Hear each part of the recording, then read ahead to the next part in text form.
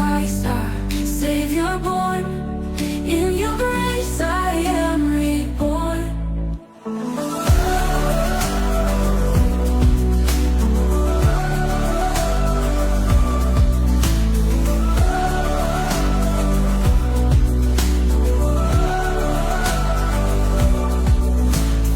On the mountain high I see your creation wild and free.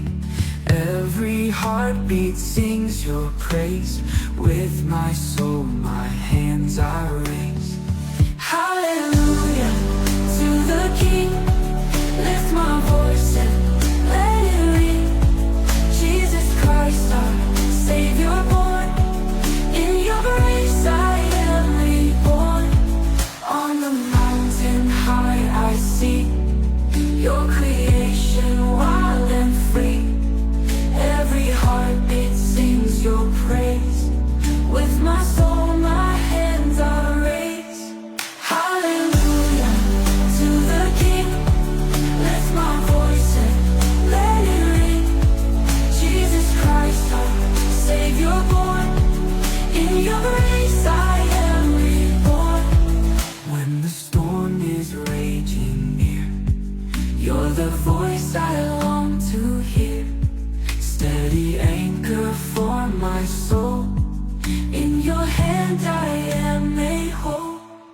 Hallelujah to the King. Lift my voice and let it ring. Jesus Christ, our Savior born. In your grace I am reborn.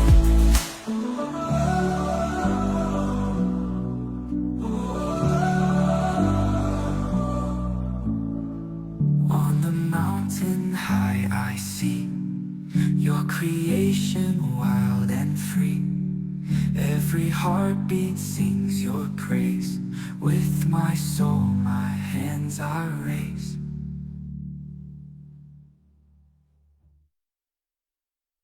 Walking through the valley low, feeling your light around me glow. In the darkness you're my guide. In your love I will abide. Hallelujah to the King. Lift my voice and let it ring. Jesus Christ, our Savior born. In your grace I am reborn.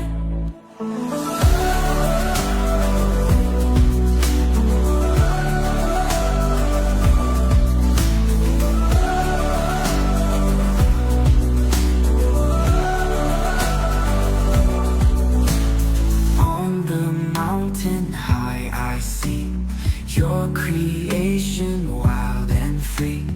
Every heartbeat sings your praise. With my soul, my hands I raise. Hallelujah to the King. Lift my voice and let it ring. Jesus Christ, our Savior born. In your grace I am reborn. On the mountain high I see your creation wild and free. Every heartbeat sings your praise. With my soul, my hands I raise. Hallelujah to the King. Lift my voice and let it ring. Jesus Christ, our Savior born. In your grace I am reborn. When the storm is raging near, you're the voice I long to hear. Steady anchor for my soul. In your hand I am made whole. Hallelujah to the King. Lift my voice and let it ring. Jesus Christ, our Savior born. In your grace I am reborn.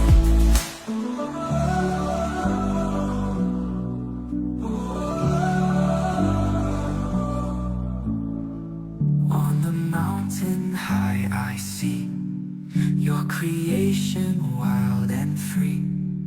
Every heartbeat sings your praise. With my soul, my hands ends our race.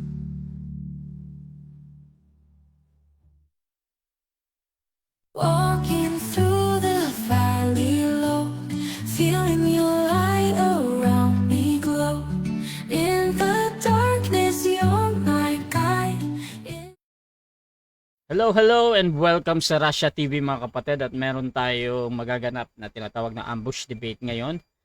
This is between Seventh-day Adventist and MCGU mga kapatid, since na cancel yung schedule natin dahil dito sa masamang panahon, at dito tayo sa ating bagong topic mga kapatid. Ang topic na pag-usapan ay ang titulong Miguel Arcangel ay sumisimbolo kay Jesus.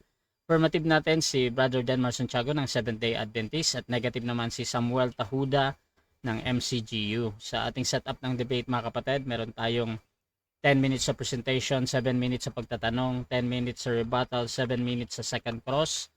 Meron tayong 5 minute na final conclusion. Mauna si negative, mahuhuli si affirmative. Sa ating rules mga kapatid, rule number 1 yung 10 seconds natin na pagsagot. Rule number 2 yung close-ended question natin ay dapat yun ang unang lalabas sa inyong bibig ay yung pagpipilian.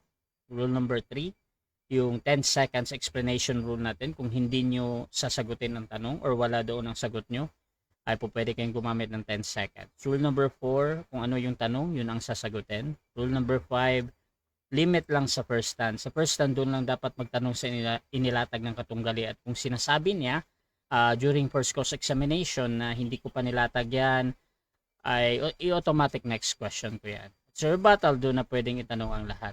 Rule number 6, yung 2 warning galing sa akin, minus 1 minute sa time.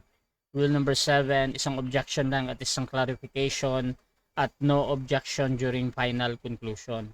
Rule number 8, no insult about physical appearance, kasama na din doon yung pagmumura na nakasanayan. Pero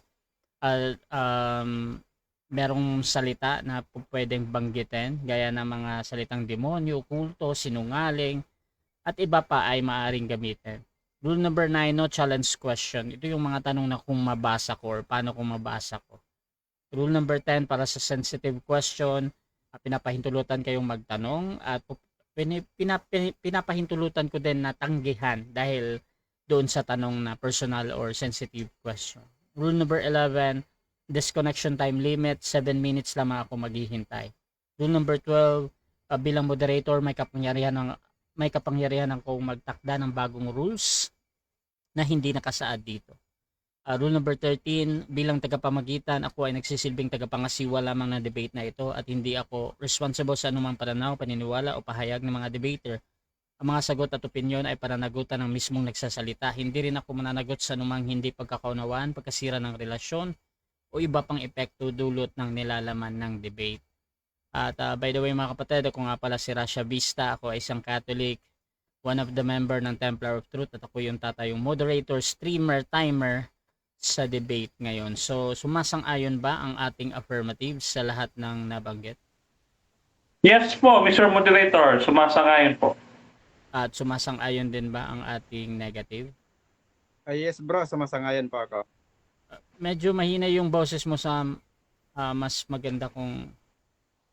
Paano ba? Ayan, mas malakas, mas maganda. Lapit ba natin konti? Ayan. Sige. Okay, so proceed tayo muna mga kapatid sa ating pagpapakilala sa hindi nakakakilala. Umpisahan natin sa affirmative. Kilala ka kapatid.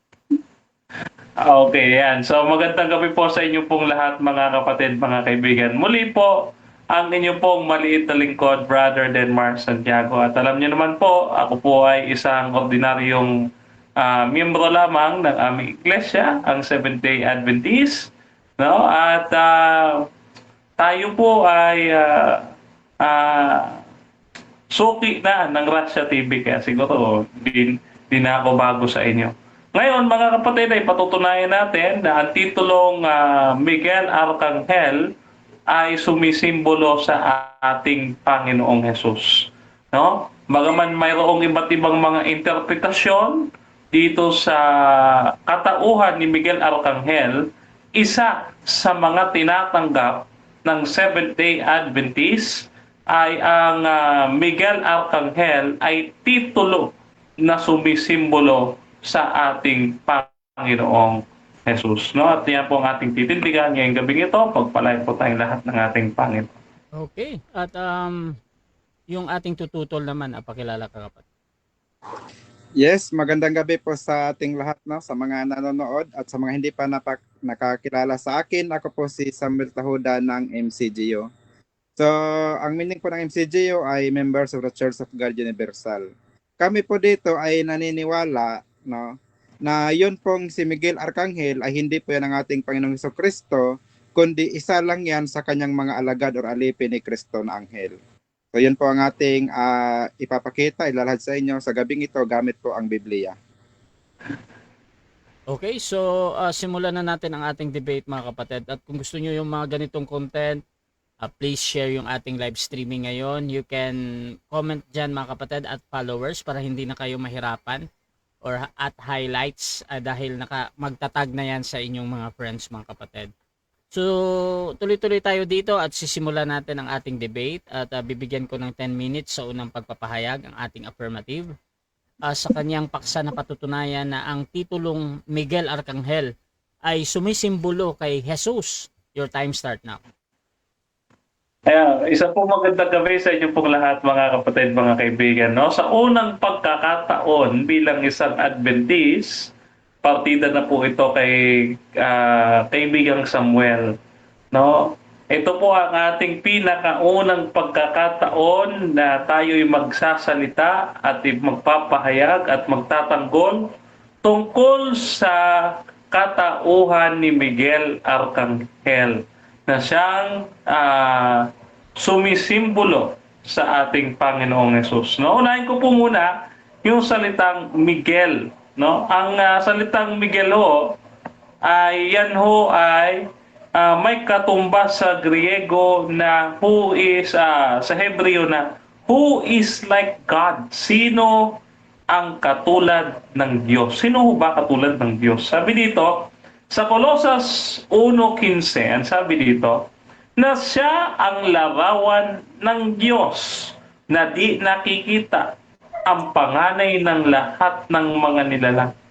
Wala pong ibang tinutukoy dito kundi ang ating Panginoong Hesukristo na siyang larawan ng Diyos na di nakikita. Kaya pagka po sinabing Miguel, no, ito po ay tumutukoy, no, doon sa terminology, katawagan o titulo na siya ay katulad ng Diyos. Wala pong ibang katulad ng Diyos kundi ang anak. No? Dahil ang sabi sa tala ng Colosas, basahin pa po natin itong Colosas. Ganito po ang sabi, no?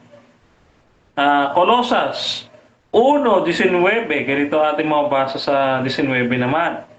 Oh? Sapagkat minagaling ng Ama na ang buong kapuspusan ay manahan sa Kanya. O sino ho ba ang katulad ng Diyos na walang hanggan at may buong kapuspusan ng pagka-Diyos? Wala pong iba kundi ang ating Panginoong Jesus. Ngayon, pagka po sinabing Archangel, ang salita pong Archangel, yan po ay may katumbas sa salita sa Hebreo na Angelos. No? Na Angelos. Tignan niyo po ha. Ganito po ang mababasa natin una sa ating referensya. No? Ito po yung ating referensya. Ito po mga kapatid, mga kaibigan, ay hihiram po tayo dito po sa isang paring Katoliko na si Reverend Clement H. Crack. Sabi niya dito, sa Discourses of the Apostles' Creed, page 72.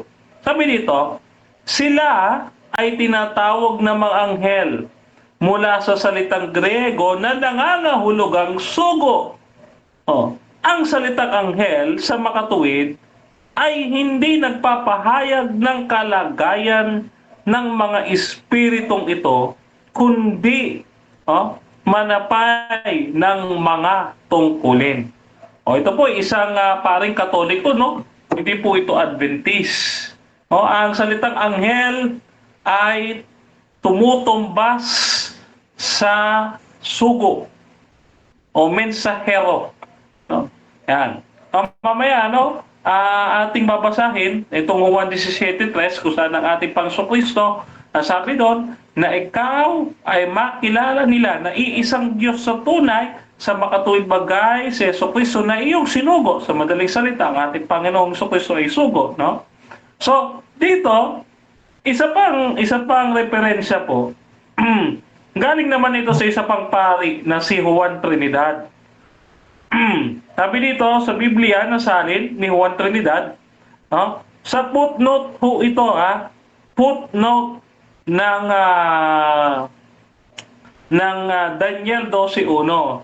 Ang sabi ho ni Juan Trinidad ay ganito: anghel ang tagatanod ng iglesia. Kaya'y ang mismong iglesia.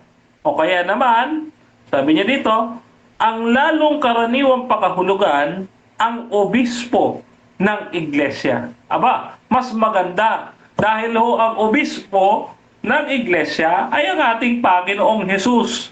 Bakit? Sapagkat sa Colossus 1:18 ang sabi, si Jesus ang ulo ng iglesia at ang iglesia ang katawan. Hindi ho si Pedro ang ulo, kundi ang obispo ng iglesia ay si Jesus. Tandaan nyo yan, isa pa. Isa pang diksyonaryo. Sabi dito, ito naman ang sabi ng mga saksi ni Jehovah. Emphatic dialogue, page 872. Anghel, ang salitang ito ay kapwa sa wikang Griego at Hebreo na nangangahulugang sugo. Nagpapakilala ito ng katungkulan at hindi ng kalagayan ng kinatawan. Ayan So ito, galing ito sa mga saksi ni Jehovah. Hindi ito Adventist. Hindi ito bias sa referensya. Ngayon, ano pa pagpapatunay natin at pagdidiin natin na si Jesus talaga ay siyang sinisimboluhan ni Miguel Arcangel. Sabi po dito, mga kapatid, sa Daniel 10:13, ganito ang ating mababasa. Daniel 10:13. 10:13, sabi dito, ngunit ang prinsipe ng kaharian ng Persya ay nagsipunyagi sa akin ng 21 araw, ngunit narito si Miguel na isa sa mga punong prinsipe dumating upang tulungan ako at ako'y natirang kasama ng mga hari sa Persya. Si Daniel ho dito, mga kapatid, ay tinulungan niya ni Miguel Arcangel. Ang Miguel Arcangel na kanyang isinusulat ay siya pala'y puno, o isa sa mga punong prinsipe. Dito po, mga kapatid, sa mapapansin po ninyo, ang ating Panginoong Hesus ay tinawag din pong prinsipe. Dito po naman sa aklat ni Isaiah, sa Webe, ang talata 6, ganito ang sabi. Webe at versikulo 6. Sabi ay ganito, sapagkat sa atin ay pinanganak ang isang bata, sa atin ay binigay ang isang anak na lalaki at ang pamamahala ay nangatang sa kanyang balikat, at ang kanyang pangalan ay tatawag kamangha-mangha, tagapayo, makapangyarihang Diyos, walang hanggang Ama, prinsipe ng kapayapaan. Ayan So nandito, mga kapatid, ang ating Panginoong Kristo ay prinsipe. Prinsipe siya. At dito, ang prinsipeng ito ang nagpoprotekta, mga kapatid, sa bansang Israel. Ayon sa Daniel 12:1. Ito, tingnan po ninyo. Pansinin po ninyo ang ipapansin natin. Daniel 12:1. Sabi niya, sa araw na iyon ay iyong sasabihin, ako'y nagpapasalamat sa iyo, O Panginoon. Wait lang. Isaiah pala to. Daniel, 12:1. Yan.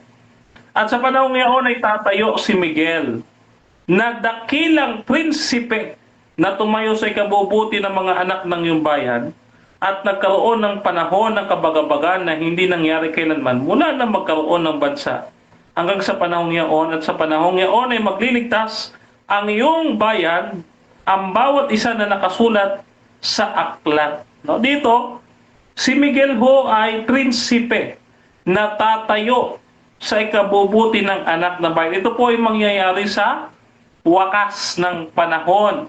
Ito ay darating si Miguel, no, magkakaroon ng hukuman sa langit. Ngayon, yung pagtayong ito ni Miguel, ito po ay sinasalaminan ng pangyayari sa panahon ni Apostol Pablo na kanyang isinulat ang unang Tesalonica 4, ang talata ay 16. Ganito sabi, sapagkat ang Panginoon din ang bababang mula sa langit na may tinig, na may isang sigaw, may tinig ng arkanghel, at may pakakak na Diyos. At ang nangamatay kay Kristo ay unang mga bubuhay na mag-uli. Yan. So dito, sino daw ang bababa? Samuel? Ang bababa dito, ang sabi, ang Panginoon din naman ay bababa mula sa langit. May tinig ng arkanghel. May tinig siya na arkanghel, may isang sigaw. Siya'y sumisigaw. May tinig siyang arkanghel. No? O hindi maliwanag na ang Panginoong Hesus mismo. Okay, so Okay. diyan nagtatapos ang unang pahayag ng ating affirmative. Dako tayo sa unang pagtatanong ng ating negative. Brother Samuel Tahuda ng MCGU, your time start now. Okay. So, sinabi mo kanina na yung salitang Michael. So, sinabi mo yung salitang Michael, ang meaning ay like God, tama po ba? Ganun po yung sabi niyo? Who is like God? Yun ang ibig sabihin. O sino ang katulad ng Diyos? Yan. So, kung sino ang katulad ng Diyos, walang iba kundi yung anak, ang Panginoong Hesus, base sa Colosas 1:15. Ayan, kung nakikita niyo po dito, ito po yung Hebreo po ng Michael. Nang sabi po dito, from H4310, the prefix derivation from H355 and H410, who is like God. So, yun pong definition na who is like God. Ito ba ay tumutukoy sa H4317 or tumutukoy sa H410? Na Hebrew Dictionary po. Andyan po sa screen, pakitingnan na lang po sa screen ko po. Makita po niyo dyan. So, yan pong who is like God. Kanino po yan tumutukoy? Sa H4317 or sa H410? Mr. Moderator, confirmation muna. Okay, Clarification. time stop confirmation, pero depende yan sa kabila kung i-clarify. Clarification, Mr. Moderator. Ang dami niyang tanong baka pwede isa-isa muna. Okay. Bro Sam, i-clarify mo ba? Yes, i-clarify ko, bro, Yeah, no, para... Proceed, naka-time stop naman. Kasi gusto ko na masagot niya ang tanong na ito. So sabi niya kasi, ang meaning daw ng Michael ay who is like God. Okay. Yeah, ito, meron akong dito ngayon, Hebrew Dictionary. Ang itatanong ko lang naman sa kanya is, kanina ba tumutukoy yung who is like God? Ito ba tumutukoy sa H4317 or sa H410? H4317 or H410. Bro Den, pipili ka ba, bro? Pipili. Ano mo na yung pinipili mo? Dito po sa aking strong concordance, ang nakalagay ay H4317. Ayan na. Strong's H4317. No? Yan. Sabi dito, who is like God? Ayan. Nakalagay po dito pinakikita sa screen. Bro, Next question. pwede ba ipakita okay bro, Nakikita. Ipalapit sa screen kung magkapareho ba tayo ng ginagamit na Ito. Pwede ba daw? Pwede. Wait lang gusto ko lang lang para makita lang natin yung kung pareho ba tayo ng... for the record. Mr. Moderator, for the record. Ayan, nakikita naman. Okay, next question. Proceed ka. Okay, next question. Okay. Ah, ang ang ang ginamit po kanina yung ano po, yung Daniel G13. So sa Daniel G13 po, sino po yung nakikipag-usap kay Daniel? Sa Daniel Gis 13? Ah, ah. Daniel Gis 13. Ginamit ko ba ito? Yes, oo. Ang Panginoong Jesus o yung Michael dito, no? Yung chief of the princess or prince, pinakapunong prinsipe na si Miguel, no? Ito ang ating Panginoong Jesus. Okay po. Okay, dito sa Daniel 13, sabi niya, si Miguel ay isa sa pinong prinsipe, dumating upang tulungan ako. So ang tanong ko dito, ito bang nagsasalita dito na sinabi niyang tinulungan ako ni Miguel? So siya ba ay siya rin, ito bang nagsasalita kay Daniel ay siya rin ba si Miguel? Or iba si Miguel? Yung Miguel po dyan, yung Miguel po dyan, yan ay si Jesus. Dahil ang paniniwala namin, si Michael Archangel ay ang pre-incarnated Christ. No? At gaya ng ating tinuran kanina, no? Diyan po sa Daniel chapter 12 verse 1, no? Siya po ang tagapagtanggol ng Israel. Okay, Okay? next question. Okay. Sa talata pong ito ng Daniel 13, no? Na sabi niya si Miguel ay isa sa mga punong prinsipe.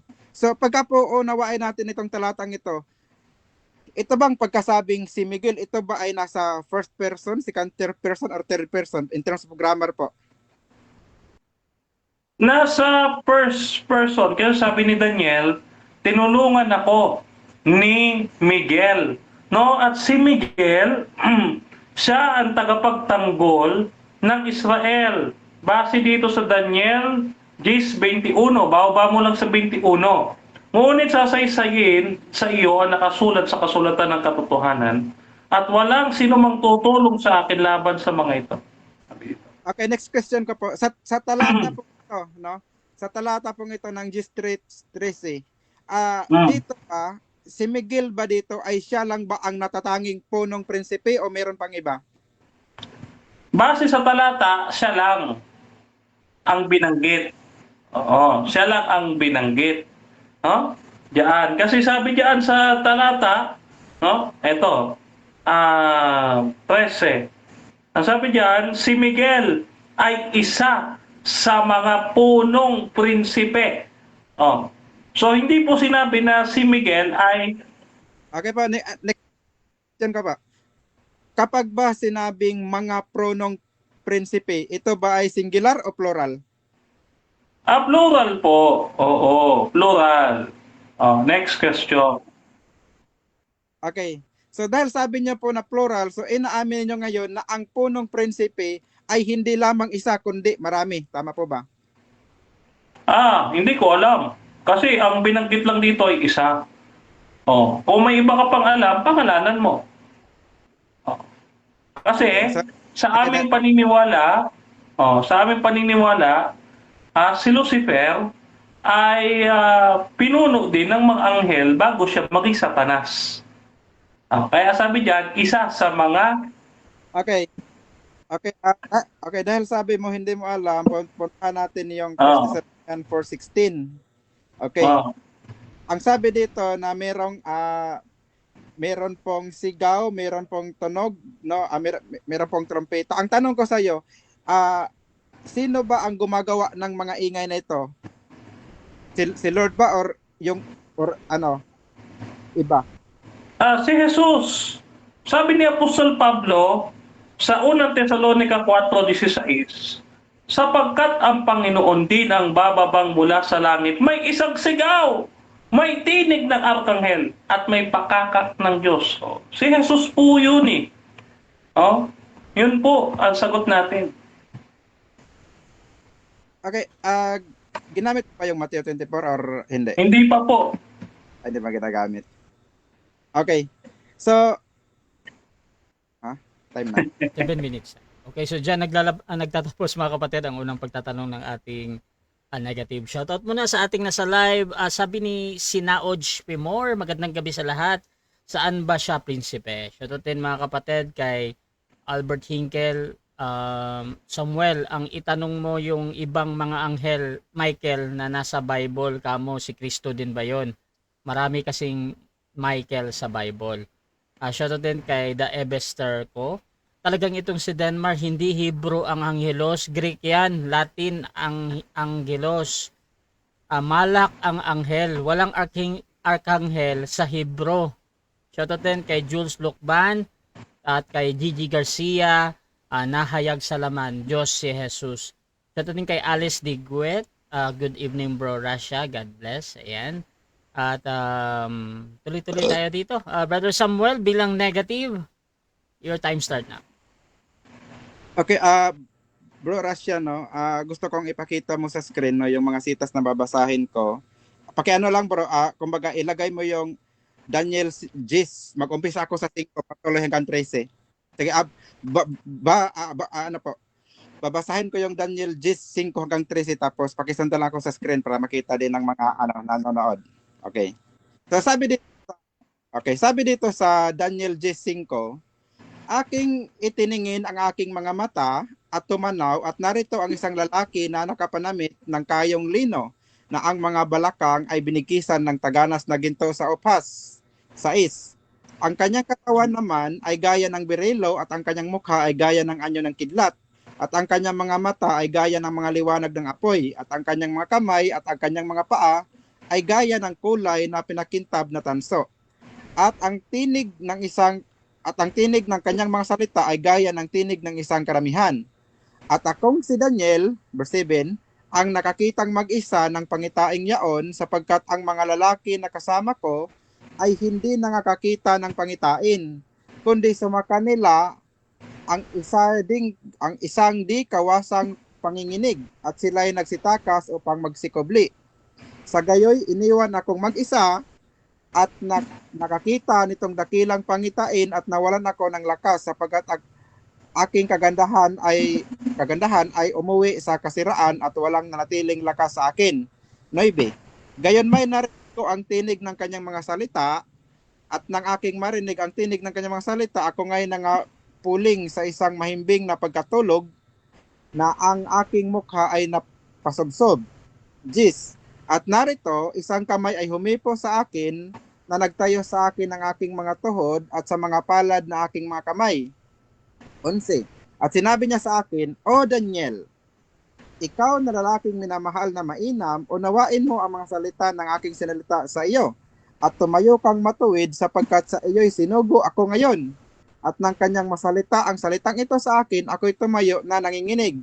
Nang magkagayoy, sinabi niya sa akin, huwag kang matakot Daniel, sapagkat mula ng unang araw na iyong ilagak ang iyong puso na makaunawa at magpakababa sa harap ng iyong Diyos, ang iyong mga salita ay dininig, at ako'y naparito alang-alang sa iyong mga salita. 13. Ngunit ang prinsipe ng kaharian ng Persya ay nakipagpunyagi sa akin na 21 araw, ngunit narito si Miguel ay isa sa mga punong prinsipe na dumating upang tulungan ako at ako'y natira doon na kasama ng mga hari sa Persya. Okay. So dito makikita po natin no na mayroong kausap po si Daniel. At ang kausap po niya dito ayun pong inilalarawan niya no doon sa mga naunang binasa natin na ito po sabi no sa verse 6 na ang sabi ang kanya pong katawan ay parang berilo, so ang kanyang mukha ay kumikinang. So ang kausap niya po dito ay hindi po si Daniel no. Ang kausap po ni Daniel ay hindi po si Michael. 'Di ba? Kundi ang sabi niya ito ay parang anak ng tao. Yun ang kanyang description. So, ano ba ang ginawa ni Miguel Arcangel? Ang sabi dito sa 13, ngunit ang prinsipe ng kaharian ng Persya ay nakipagpunyagi sa akin na 21 araw. Ngunit narito, si Miguel ay isa sa mga punong prinsipe, no? Ngunit si Miguel ay isang prinsipe dumating upang tulungan ako. So dito makikita po natin mga kapatid no, na si Miguel pala ay hindi siya nag-iisa doon sa kanyang sa pagiging, kumbaga, kung ano ang meron siya, doon sa kanyang kapangyarihan, doon kung ano mang meron siya, hindi siya nag-iisa doon, kundi meron siyang ibang mga kasama na kapantay din naman niya ng katayuan. Bakit po natin nasabi, no? Doon po salitang si Miguel ay isa sa mga punong prinsipe. So nangangahulugan po 'yon na si Miguel hindi po nag-iisa, no? Sa pagiging punong prinsipe o dakilang prinsipe na binabanggit sa Daniel 12:1. Di po ba? Kasi kung sasabihin mong siya lang mag-isa, dapat hindi na sinabing mga, di ba? Kundi marami sila. Hindi pinangalanan yung iba, kasi ang pinangalanan si Miguel lang, kasi si Miguel yung tumulong. Yan po yung dapat makita natin dyan. So dito, alam na agad natin, no, na si Miguel pala, meron siyang mga kapareho. Ang ating Panginoong Hesukristo, meron bang kapareho? No, para masabi natin, no, na siya din si Miguel. So alam naman po natin, no, binabanggit sa Biblia, yung Mateo 27, Mateo 17 to, no, na ang sabi, nagbago ang kanyang mukha, lumiwanag po ito. So kapareho din naman ng kumausap dito kay Daniel, no, yung binanggit natin sa Daniel 16, 'di ba? At pagdating din sa Revelation 1:13 to 17, ganon din yung description ng kanyang katawan. So dito, ang ipinapakita ko lang, no, na yung kumakausap kay Daniel, hindi si Miguel.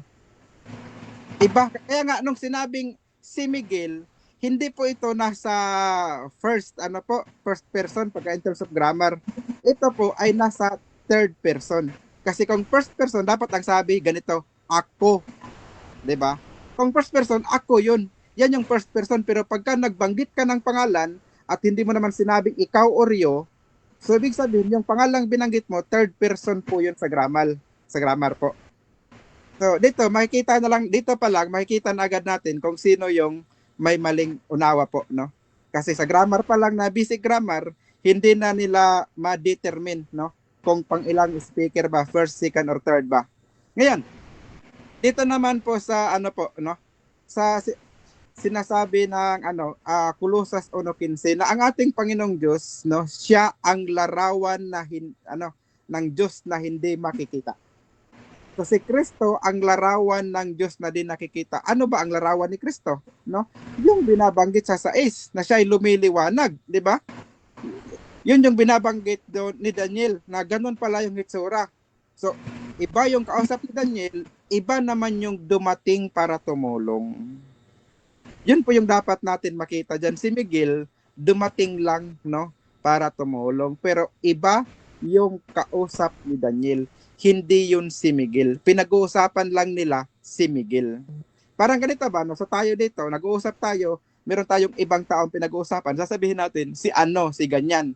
Hindi mo pwede sabing ako or ikaw, di ba? Kasi first and second person tayo dito. Pagkat babangkit tayo ng pangalan, third person na yun. So, wala yun dito sa ating, kumbaga, sa nandito sa atin ngayon. So, ganun po yung pag-grammar. Kaya si Kristo po, no, hindi po siya si Arkanghel Miguel. Bakit, no? Yun pong binabanggit, no, na ang ating Panginoon ay bababang mula sa langit. Alamin po natin kung kanino ba galing yung mga tunog na binabanggit sa Tesalonica. Buti, basahin mo natin yung Tesalonica para maintindihan din Mar. For the Lord himself shall descend from heaven with a shout. Tagalogin natin siguro. Sapagkat ang Panginoon din ang bababang mula sa langit na may isang sigaw, may tinig ng arkanghel at may panakak ng Diyos, at ang mga matay kay Kristo ay unang mga bubuhay na mag-uli. So ang sabi, sapagkat ang Panginoon din ang bababang mula sa langit. So dito po, ang Panginoon po bababa. 'Di ba? Pero ang dapat nating alamin ngayon, siya ba ay nag-iisa sa kanyang pagbaba para sabihin, no, nila na siya yung pinanggalingan ng mga tinig na ito. Yung sinabing sigaw, tinig ng arkanghel, pakakak ng Diyos. So aalamin natin, meron bang kasama si Kristo sa kanyang pagbabalik? At sa kanya ba galing yung mga tinig na iyan? Ito, Dinmar, matututo ka ngayon. Mateo 24:30 hanggang 31, ganito ang ating mababasa. So sabi dito, At kung magkagayoy lilitaw ang tanda ng anak ng tao sa langit, at kung magkagayoy magsisipagtaghoy ang lahat ng mga angkan sa lupa, at makita nila ang anak ng tao na naparitong suma sa mga lapaap ng langit na may kapangyarihan at dakilang karuhatian. 31, Mateo 24:31, plus mo sa screen. At susuguin ang kanyang mga anghel na may matinding pakakak, at kanilang titipunin ang kanyang mga hinirang mula sa apat na hangin ng sanglibutan. So kanino po galing yung mga tinig? Maliwanag ang sabi sa 24:31 ng Mateo. Hindi yun galing kay Kristo mismo, kundi ang sabi, susuguin ang kanyang mga anghel na may matinding pakakak. So dyan naalaman natin na hindi pala si Kristo yung sinabing na may sigaw ng mga arkangel, kundi mga anghel po yun nakasama ni Kristo sa kanyang pagbaba. Yun ang ang panggagalingan ng mga ingay na yun na binanggit sa Pablo. Salamat po. So dyan nagtatapos ang unang presentasyon ng ating negative. Dako tayo sa unang pagtatanong ng ating affirmative. Brother Denmar Santiago ng SDA, 7 minutes. Your time start. Okay, nakakatawa ka Samuel. I miss you ngayon, dito sa Matthew chapter 24 verse 30 to 31 na binanggit mo recently. Yan. Sino yung nag-utos sa mga anghel? Si Kristo po. So si Kristo po ang magsugo sa kanyang mga anghel. Ang gagawin ng kanyang mga anghel, yun po yung magpapatunog ng mga pakakak. Kaya sa mga anghel po manggagaling yung tunog, yung mga anghel na kasama ni Kristo, hindi kay Kristo mismo. So kapag ka ba nag-uutos ka sa mga anghel, ikaw ba yung kinikilala nilang pinuno kaya sila sumunod? Tama ba o mali? Yes, tama po na ikaw po yung kanilang kinikilala po na pinaka-leader nila. Pero tandaan mo, no, na si Kristo, mayroon din po siyang mga anghel, at ang kanyang mga anghel na mayroon siya, mayroong mga leader yon. Mamaya papakita ko siyang sitas. Okay. Sa madaling salita, si Jesus ay pinuno ng mga anghel. Base dyan sa talatang binasa mo. Kasi nag-utos siya at kinilala siya ng mga anghel at sinunod siya ng mga anghel. Tama o mali? Yes po, tama po yun. No, dahil ang Diyos, maging ang Diyos Ama, siya po ay pinuno sa lahat. Kaya tawag sa kanya, Lord, di ba? Tawag sa kanila, God. Pagka sinabing Lord ka, pinuno po ka. So, yun po yun. Ranggo yan ng Ama, ranggo din po yan ng anak na pinuno. So, kaya nga ang tawag sa kanila, King of Kings. Okay, next question. Okay.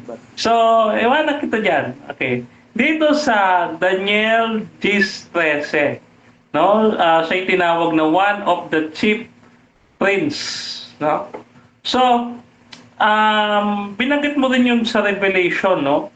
Yung sa Revelation kasi, ang nakasabi diyan, no, ay the great prince, yung nasa Revelation chapter 12 verse 7. Ikaw ba tinatanggap mo na si Jesus tinawag ding prinsipe ng kapayapaan?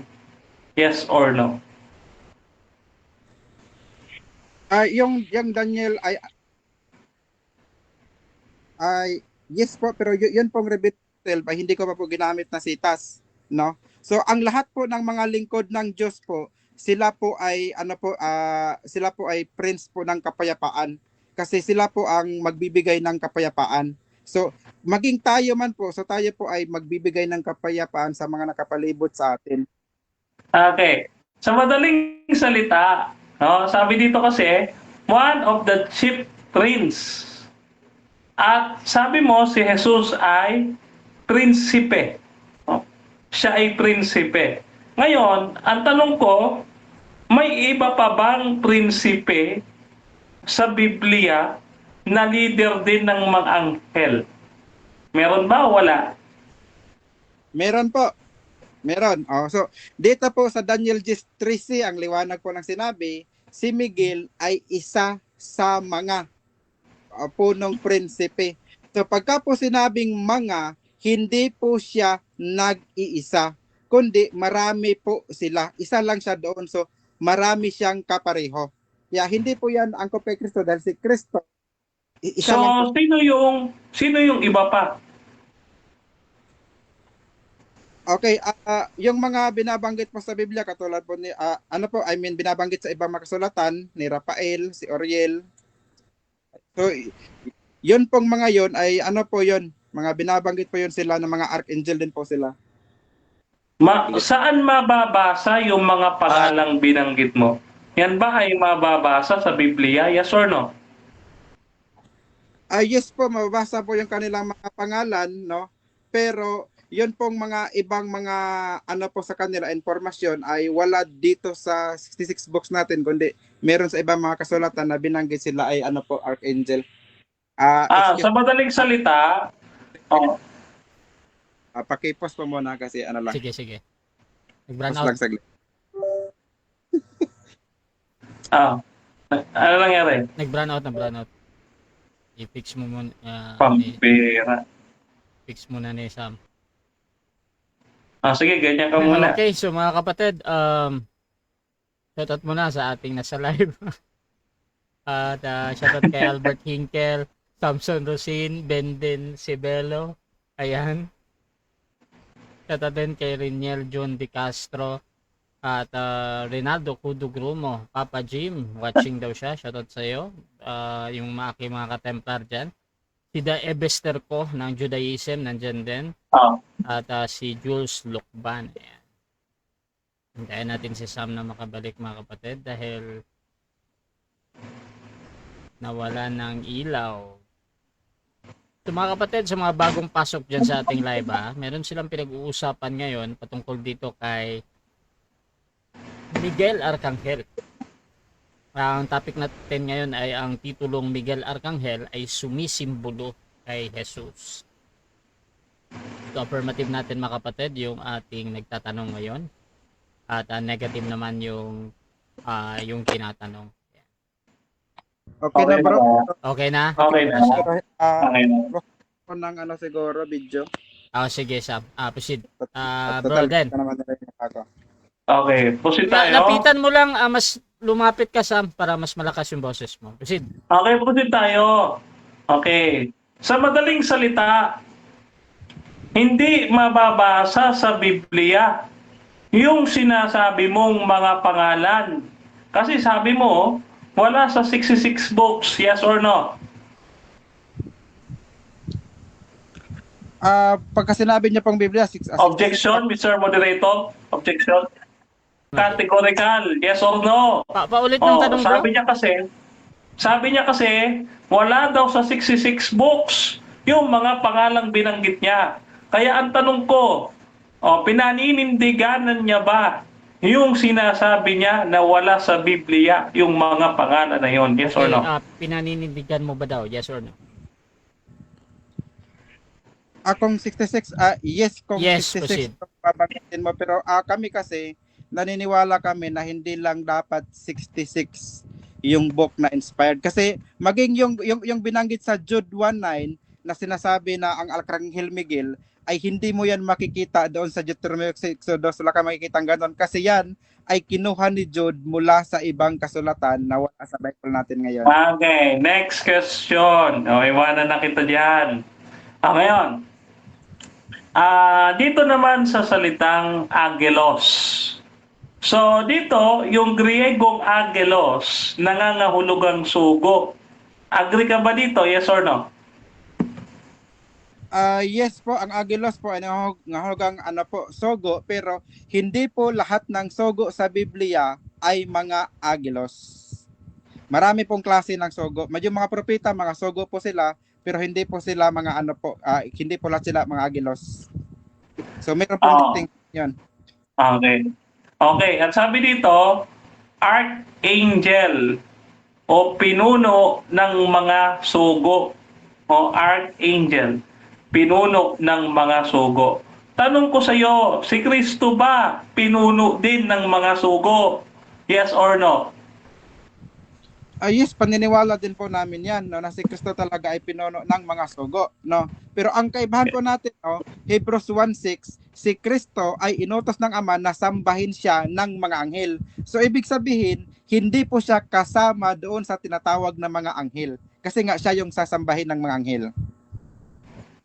Okay. So, alam mo ba na sa Biblia, ang salitang anghel ay hindi lang tumutukoy sa kalagayan, kundi maging sa titulo? Yes or no? Yes po, hindi pa ako tumututol dyan, no? Pero ang sinasabi ko nga po na yun pong sinasabing mga anghel na binabanggit sa Biblia, sasamba kay Kristo. Okay, so dyan nagtatapos mga kapatid ang first stage ng ating debate. At shoutout muna sa ating nasa live. Sabi ni Albert Hinkel, Samuel, no ba yan, nakakalusot si Denmar.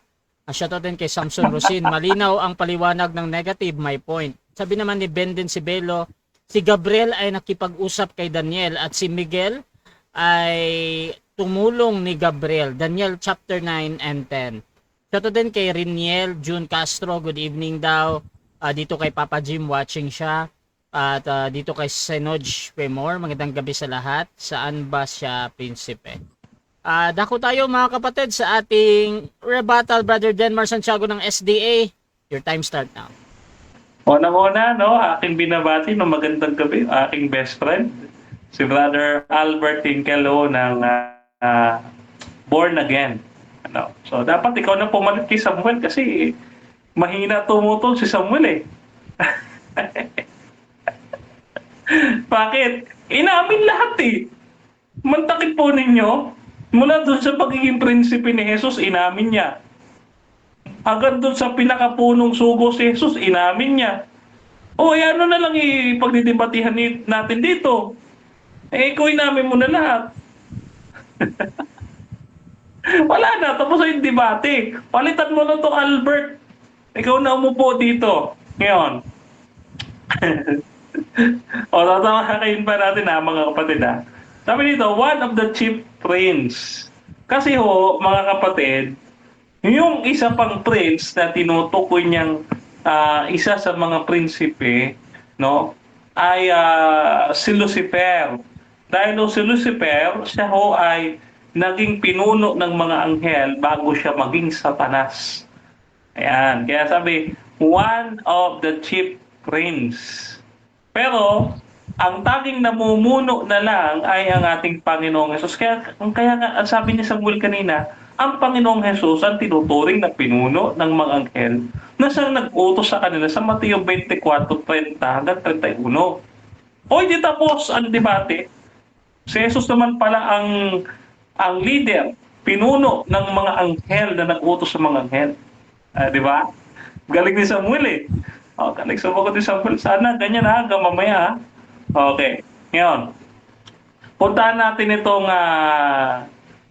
Daniel Jace, no? Dito po sa Daniel Jace, mga kapatid, mukhang naguguluhan talaga si Samuel eh. Tignan po ninyo, sagot niya sa akin kanina, yung salitang angelos, tumutukoy daw sa sugo. Maya-maya, gagamitan naman ng Hebreo 1. No?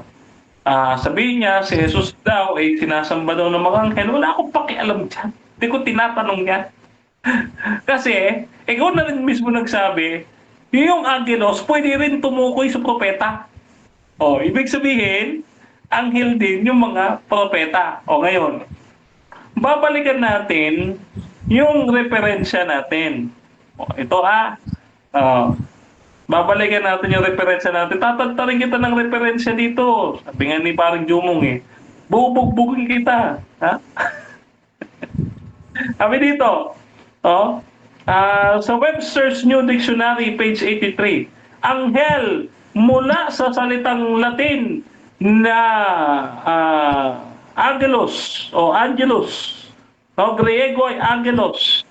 Utusan, isang sugo ng Diyos, isang ministro, pastor ng iglesia.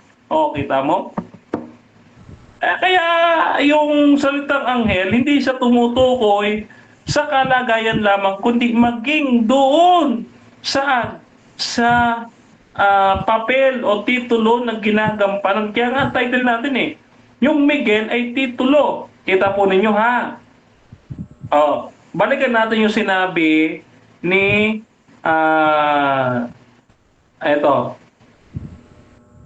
balikan natin yung sinabi ng isang paring Katoliko ni Clement H. Crack na binanggit natin kanina. Sabi ito, anghel mula sa salitang Griego na sugo, no, sa makatuwid ay hindi nagpapahayag ng kalagayan ng espiritu. Kundi manapa ng mga tungkulin. Mas maniniwala ako dito sa pari. Di ba? Ikaw na nagsabi, ulit tayo nagdebate, Roman Catholic ako. Eto, tunay Roman Catholic. Ngayon, eto Samuel, balikan natin si balikan natin si Daniel. Kasi sinagot mo na lahat, inamin mo na lahat eh. Wala na problema. Ngayon, eto, bibigyan kita ng problema. Bigyan kita ng problema ha.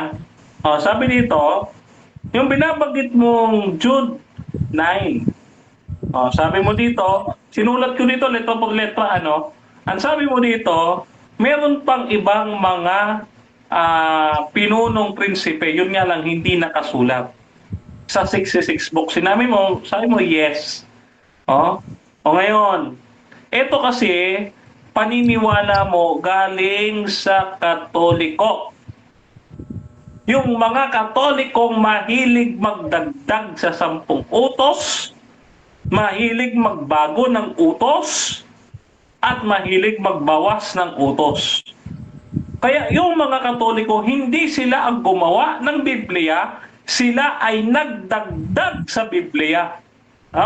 Ayan na. Ano ang kahihinatnan ng gaya mo at ng mga Katolikong nagdadagdag sa mga aklat ng Biblia? Ang sabi ay ganito. Makinig kayo mga Katoliko. Tingnan rin Samuel. Pakinggan mo ito ha. Ang sabi dito, Apokalipsis 22:18, aking sinasaksihan sa bawat taong nakikinig sa salita ng hula ng aklat nito, kung ang sino man magdagdag sa mga ito, ay daragdagan siya ng Diyos ng salot na nakasulat sa aklat na ito. Kaya kayo at ikaw ay nakiinom doon sa alak ng kahalayan ng reyna ng patutot na Roman Catholic, ikaw, Brother Samuel Tahuda ng MCGU, makakadamay ka doon sa sumpa na aabutin ng mga Katoliko. Nakikisama ka eh. Kaya nandito ko para iligtas ka sa mga yon. Kasi kapag buba na si Kristo, galing sanktuaryo, yung 7 salot, bababa sa'yo. Dire-diretso yan. Samantalang ako, sitting pretty. Hinihintay ko si Kristo dumating. Ngayon, sabi dito, bibigyan pa ng problema. Si Miguel ay isa ring prinsipe, sabi dito, he is the prince of the heavenly host. In Daniel chapter 8 verse 10, there is a reference to a celestial being who performs the daily services in the heavenly sanctuary. Basahin natin yung Daniel 8:10 na binabanggit dito. Sabi dito, Daniel 8:10. Okay. At lumaking mainam hanggang sa hukbo sa langit, ang ilan sa hukbo sa mga bituin ay iminaksi sa lupa. At mga niyurakan noon, sabi diyan, dito, eto, basahin natin yung 8, ayan. So 8:10 yung, thank you. So 8:10 yung ating binasa, verse 13. Sabi dito, at ang hukbo ay naibigay sa kanya na kasama ng palagi handog na susunugin. Dahil sa pagsalangsang kanya, iwinaksi ang katotohanan sa lupa at gumawa na maigbiging at guminhawa. Kaya dito, pagdating sa 14, mapapansin po ninyo, at sinabi niya hanggang sa 2,000 at 300 na hapon at umaga, kung magkagayoy, malilinis ang sanktuaryo. So meron po ditong mga hukbo o laksa-laksang anghel na nagtatrabaho o gumagawa doon sa sanktuaryo. So there is only one other passage in the Old Testament in which being mentioned, Joshua had encountered with a being who identified himself as the captain of commander of the host of the army of the Lord, Joshua chapter 5 verse 14, who ordered Joshua to remove his shoes because the ground he was standing was holy. similar to God's apparition to Moses. No? Yan. So the prince is the same person called in other passages Prince Michael, and therefore we identify with him the pre-incarnated Christ, no? Kasi isa lang naman po ang gumagawa sa sanktuaryo eh. Walang iba kundi ang ating Panginoong Jesus. Kung mayroon mang tinatawag na celestial being or prince of the heavenly host doon sa Daniel chapter 8 na gumagawa sa sanktuaryo at sumaway kay Joshua sa Joshua chapter 5 verse 14 at nagpakita kay Joshua sa Joshua chapter 6 verse 2, walang iba kundi ang ating Panginoong Jesus, no? Nagpakita kasi, sabi nung tinig kay Joshua ay ubarin mo ang iyong sandalyas. At nireveal nga ng Panginoon ang kanyang sarili sa Joshua chapter 6 verse 2. Basahin natin, ano? Ay, ng oras na lang, Mr. Moderator. Joshua. Ay, okay na. 10 seconds na eh. Ako tayo mga kapatid sa second cross ng ating negative. Samuel Tahuda ng MCGU. Your time start now. Okay. Ang tanong ko po, yun pong binanggit ni Jude 1:9 na si Arkanghel Miguel ay nakipaglaban po sa Diablo. Saan po naaklat kinuha yan ni Jude? Kinuha po yan ni Jude mula po sa Genesis 3:15. No? Kasi yung binhi ng babae ang siyang tatapak sa ulo ng serpente. At yung binhi na yan ay si Jesus. Yun po ay paniniwala ng mga Hudyo. Okay? Kahit ng Orthodox Jew. Next question. Okay po, sa Genesis 3:15, namatay na po ba si Moises o hindi pa? Okay, dito hindi pa. Nagsusulat pa si Moses dito. Okay? Pero syempre, ang ating mga writers ng Biblia, nakikita nila ang hinaharap. Kaya nga ako sabi sa unang Pedro 1:20, no, kinakasihan ng Diyos yaong mga taong ginagamit niya sa pagpopropesiya. Ayun ho ang sinasabi ng Biblia. Next question. Okay. Dito po, ang tanong ko po sa Daniel G:15. Nung sinabi na, and when he had spoken such words unto me. Yes? Itutok mo talaga yung bibig mo, bro. Medyo humihina, bro, yung boses mo. Hina ba? Okay. Yan. Ganyan lang. Okay. Sige, lapit ko na lang. Ang tanong ko po dito sa Daniel G:15, ano po, si Miguel po ba ito yung sinasabi na at ng kanyang masalita sa akin ayon sa mga salitang ito? So, si Miguel po ba yung nagsasalita sa kanya o hindi? Clarification, Mr. Moderator. Marami na naman siyang tanong. Paisa-isa muna. Ang dami niyang tanong eh. Okay, ang tinatanong ko lang naman, itong sa Daniel Gis, no? Patuloy mo lang yan, no? 15:16, 18. Ang tinatanong ko lang dyan, kung si Miguel ba yan, si Miguel ba mismo ang kausap ni Daniel? Siya ba o hindi? Si Miguel ba o hindi? Ang kausap ni Daniel? Yes. Sapagkat ipinakita dito ni Miguel, no, ang mangyayari sa 1,335 days na nasa Daniel 11 at 12. Yan, yung mga mangyayari sa wakas ng panahon. Gaya din sa Daniel 12:1, kung saan si Miguel tatayo siya on the judgment day. Okay, next question. Okay, next question. Okay, dito sa Daniel 10:13, sino ang tinulungan ni Miguel? Tinulungan ni Miguel si Daniel. Ang sabi niya kasi,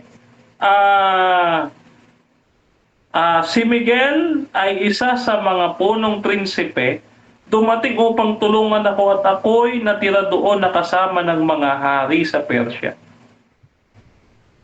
First person po yan, ako. Ako ay tinulungan. Hindi po third person na gaya niyo po. Hindi po kayo marunong magbasa. Next question. Okay, next question ko po. Ang nagsasalita po ba sa 13 ay si Daniel o yung nakita ni Daniel sa 11? Si Daniel po ang nagsasalita dito. Opo, si Daniel po kasi sabi dito sa 13, sa 12, na magkagayo sinabi niya sa akin, huwag ka matakot Daniel. Sapagkat mula nung araw na iyo ilaga kang iyong puso, tapos 13, ito na si Daniel ang nagsalita. Ako, sabi niya, si Miguel ay isa sa mga pinunong prinsipe dumating upang tulungan ako. Magkausap sila. Okay, next question.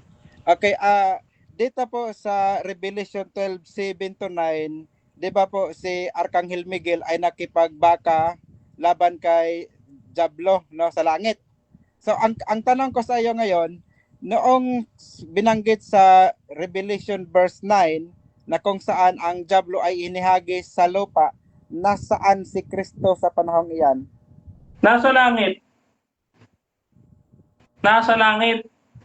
Kasi si Jesus mismo nagsabi, Lucas 10:18, at sinabi niya sa kanila, nakita ko si Satanas nahuhulog na gaya ng lintik mula sa langit. Mula doon sa langit, tinitignan niya nahulog si Satanas na Lucifer.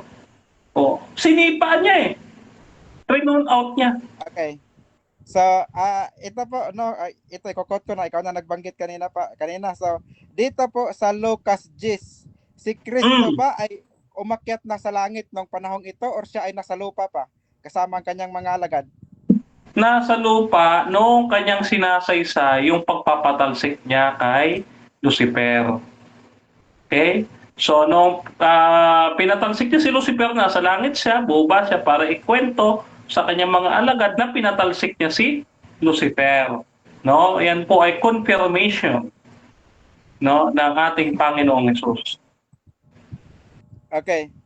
So, ito bang sinabi sa 18, ito ba ay future tense or present tense ng kanyang sinabi ito?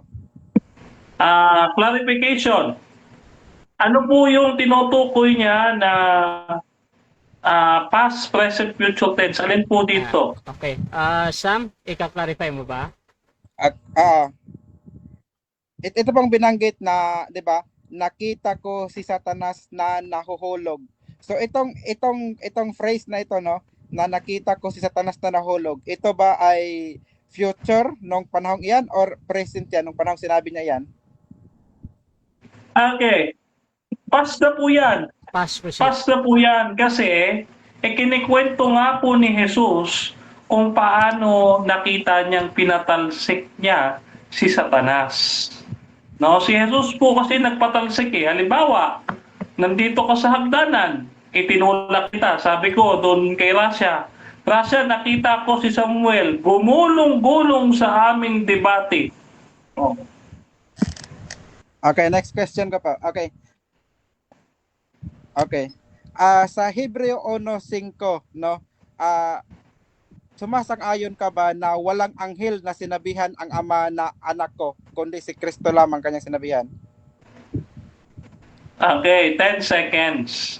Hindi natin usapin yung kalagayang pagka-Diyos ng Panginoong Hesus. Okay, next question. Okay, next question ko po. Yun po bang mga anghel kasama ang mga arkanghel, sila po ba'y luluhod sa samba kay Kristo? Yes or no? No. Wala kang mababasang arkanghel dyan sa Hebreo 1. No, assuming ka lang pag may mabasa ka. Kasi kahit pahanapin kita sa Greek, wala kang mababasang arkanghel dyan sa Hebreo 1. Next question. Next question. Okay, ang arkanghel po ba ay hindi anghel? Hindi po anghel. Kasi titulo po yan. Title. Ano po ba ibig sabihin ng archangel? Pinuno ng mga anghel. 7 minutes time. Okay, so dyan nagtatapos mga kapatid ang second cross ng ating negative. So shoutout muna sa ating nasa live kay John Mark. Sabi niya, Hebrew 1:5 NLT, for God never said to any angel what He said to Jesus, "You are my son, today I have become your father." God also said, "I will be his father and he will be my son." Shoutout din kay Albert Hinkel. Sabi niya, Samuel, i-deny mo lahat, pati pangalan mo. Huwag kang aamin. Shoutout din kay Bendin Sebelo. Si Jesus ay King of Kings, not Prince. Shoutout din kay James Antula ng Islam. So magbayad ka, naka-ready ang schedule natin, Jules Lakban. Shoutout din again dito kay Samson Rusin. Malinaw ang paliwanag ng negative, my point. At shoutout din kay Riniel June De Castro. Ayan, tuloy-tuloy tayo, bro Sam. Your time start now, rebata. Okay. Okay, gusto ko lang linawin no na meron talaga kaming tindig no na yung mga sinang-ayon ko sa kanya kanina ba na si Kristo bilang Diyos pinuno talaga siya ng mga anghel. Hindi pa ako tumututol doon dahil yun din po ang tindig namin. Pinuno siya ng mga anghel. Pero ang pinag-uusapan kasi natin dito na siya rin si Miguel, no? Yan kasi ang punto dito kung siya rin ba si Miguel. Wala tayong total kung pinuno pa siya ng mga anghel kasi pagka Diyos ka, ikaw ang hari, siyempre lahat ng mga nandyan, under mo yan. 'Di ba? So ang question lang, siya din ba si Miguel? Yan yung pinagdedebatehan dito kasi baka mapagkamalian nila, ayan, umami na si Samuel. Siyempre, yun yung paniniwala din namin na pinuno talaga siya bilang ano So ngayon, si Kristo ba, siya ba ay iniuri ng Biblia na na kumbaga anghel din na katulad ng mga binabanggit nila na ibang anghel. Basahin po natin sa isang talata sa Hebreo 1:5 hanggang 6, ganito ang ating mababasa. Sabi dito, sapagkat kanino nga sa mga anghel sinabi niya man, ikaw ay aking anak. At ikaw ay aking ipinanganak ngayon at muli ako'y magiging kanyang ama at siya ay magiging aking anak. So dito, maliwanag na walang anghel na sinabihan ang Diyos Ama na ikaw ay aking anak. Bakit po? Kasi si Kristo ang bugtong na anak. So ibig sabihin, nag-iisa siya sa kung anong kalagayan meron siya. Wala po siyang kasalo, wala siyang kapariha. Kasi nga po, bugtong siya. Kaya hindi po siya katulad sa mga anghel na yon. Kasi yung mga anghel na yon kasama si Miguel din po ay sabi, at muli nang dinala niya ang panganay sa sangkalupaan ay sinasabi, at sambahin siya ng lahat ng mga anghel ng Diyos. So si Miguel na isang uri ng anghel, na leader ng mga anghel, siya ay kasama sa luluhod kay Jesus. Pilipos 2:10, lahat ng mga tuhod ng nangasa langit na sa lupa, sa ilalim ng lupa, ay luluhod sa pangalang Jesus. So pati po yung Miguel na nakipagbaka sa dragon, luluhod yun kay Jesus. Ito, papakita ko lang sa inyo, Dito sa Revelation 12:7, merong binabanggit dito na nag-aaway, Itong sabi dito, at nagkaroon ng pagbabaka sa langit, si Miguel at ang kanyang mga anghel ay nakipagbaka sa dragon, at ang dragon at ang kanyang mga anghel ay nakipagbaka. At hindi sila nanganalo, ni nasumpungan pa man ang kanilang dako sa langit. At inihagis ang malaking dragon, ang matandang ahas, ang tinatawag na Diablo at Satanas, ang dumadaya sa buong sanglibutan. Siya ay inihagis sa lupa at ang kanyang mga anghel ay inihagis na kasama niya. So dito, aalamin natin kailan ba ito nangyari? Kailan ba? 'Di ba? Ang sabi kasi sa Revelation 1:19 ganito. 1:19 Revelation. Isulat mo ang mga bagay na nakita mo, at ang mga bagay ngayon, at ang mga bagay na mangyayari sa darating. So itong Book of Revelation pala ay hindi to future lahat, kundi ang sabi, isulat mo ang mga bagay na nakita mo, past tense, ang mga bagay ngayon, present tense, at ang mga bagay na mangyayari sa darating, future tense. Diba? So meron palang pangyayari sa Revelation na matagal na nangyari, past na. So meron ding kasalukuyang nang nangyari at merong future na magaganap pa lamang. So yan yung isinulat pala sa Revelation. Hindi pala purong lahat, future lahat. Ngayon, kailan ba nangyari nung sinabing inihagis sa lupa, So dito po sa Lucas 10, ito yung panahon na kung saan yung pitompo na ni Kristo, pinatulan ni Kristo, pagbalik nila, so ang sabi nila, maging ang mga satanas daw, ang mga masamang espiritu daw ay daw sa kanila, sumurinder sa kanila. Anong yun ang sabi ni Kristo? Sabi dito, no? 10:18. So umpisa natin sa 17.